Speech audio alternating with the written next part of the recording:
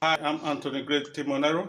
This video I'm about to show you is a video every young lady need to watch and learn something from it that will save their life or else end up in the hands of ritualists. Watch.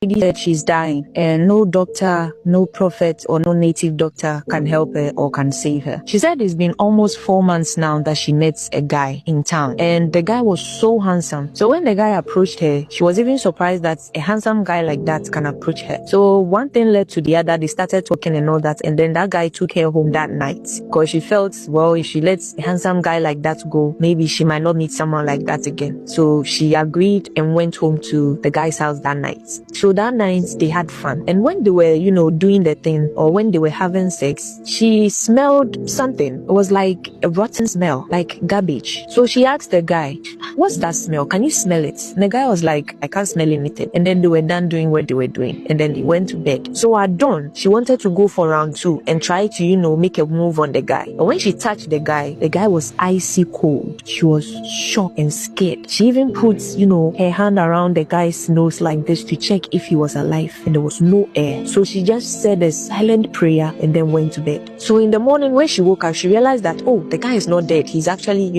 awake. And then she got ready and all that. And then the guy gave her money, like enough, very huge money. And she was even surprised. So the guy dropped her off. But she said when the guy was dropping her off, like the guy couldn't even look at her. She didn't understand why. So they got to her place. She just alighted and then the guy left. So when she got home, she tried calling the guy's number, but the guy has blocked her. So she didn't care. She was like, well, at least I got huge amounts of money from this. So if our short relationship is going to end like this, I don't care. At least I won't feel like I've been used. So that evening, she actually sleeps with her sister in the same room. So that evening, when she was sleeping, at dawn, she woke up and she could perceive a smell of blood, very pungent one, very heavy in the room. So she woke her sister up and was like, can you smell it? Can you smell that blood? I can smell blood. And her sister was like, no, I can't smell anything. He said, okay, and then went to bed. But in the morning, she heard somebody waking her up, beating her, waking her up. And when she woke up, she opened her eyes. Her sister was looking at her with a disgusted face. And she also realized that the windows were open, the door were open, like the doors were open, everything was open. And she could perceive that smell, the blood again. And then her sister was just looking at her like that. So she looked at her fingers, like her hand, and realized that there was blood on her hand. And then she checked and realized, okay, so the blood smell was actually coming from her. And she thought, maybe it's my menses. But then she realized that no, my menses just came 8 days ago. So this can't be my menses. So she took her bath, and yet still, even after scrubbing, after exfoliating and everything, just still the blood scent was on her and she could smell it. And now people around her can also smell the heavy blood. So her mother was like, no, this is not normal. Let's go to the hospital. And then they went to the hospital. When they went to the hospital to check, the doctors just didn't know what was the problem. They did a whole lot of tests, still nothing. And then they advised that she stays at the hospital for now. So she said she stayed at the hospital for like 5 weeks, yet still nothing. And then she confessed and opened up and told her mother about it, that, ma, this and this and this is what I did. And I think maybe that night, the guy I slept with and I felt he was dead and all that. So the mother was like, what? Are you serious? She said yes. And then the mother said, okay, let's go and look for the guy. So take me to that guy's house. She took her mother to that guy's house and they were told nobody like that lives here. No name, no. And they said, okay, maybe the person was living there at first, but they said, no, nobody like that has ever lived here. And the one who has stayed there for so many years said, I am the one who is staying here for so many years. So I don't know who you are talking about. The lady was shocked and the mother was now scared. So they started going to churches because the blood was heavy and she was losing weight. She's not in pain, no, she's not in pain, but she can't keep food down. Whatever food she eats, she throws up. And because of that, she's losing weight drastically. She's still bleeding 24/7 every day. So the mother started taking her to churches and all that.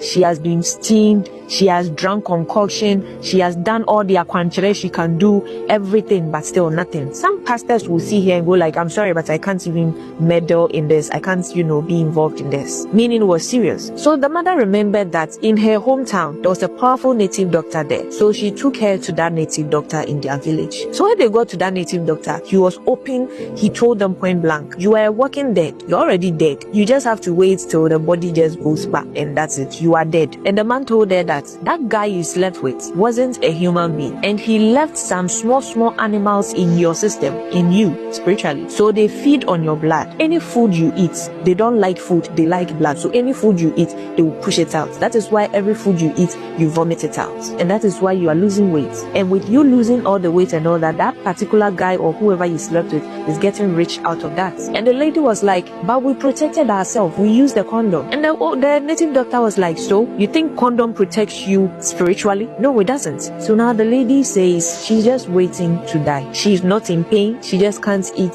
And now she's just bony and waiting just to die. Ladies or young ladies out there, be very careful. Even the one you are dating as your boyfriend can turn and use you for rituals. How much more somebody you just met today and you are following the person to go and sleep with them, and you are happy because the person is giving you a lot of money. Pepper, why? So you see, now you are dying, or now you are dead. In fact, you are dead. No pastor is able to help you. No native doctor is even able to help you. You people need to understand that we human beings are not the only ones walking on this earth. There are mystical beings and there are demons walking on this earth. Sex is a spiritual thing. If you cannot abstain from sex, get married. If you are not financially stable to get married, sit the person down. Let the family know that this is the person you want to be with, and stop sleeping around. You are just doing so ties left, right, front, center. And when your life is now messed up and everything you do doesn't go well, you keep asking yourself, why is everything not going well for you? Be careful, because that punani is a very special thing that leads to your soul. So if you just open your legs for anybody to enter your soul, know that you are killing yourself as a lady. Because most men or some men, if they sleep with you,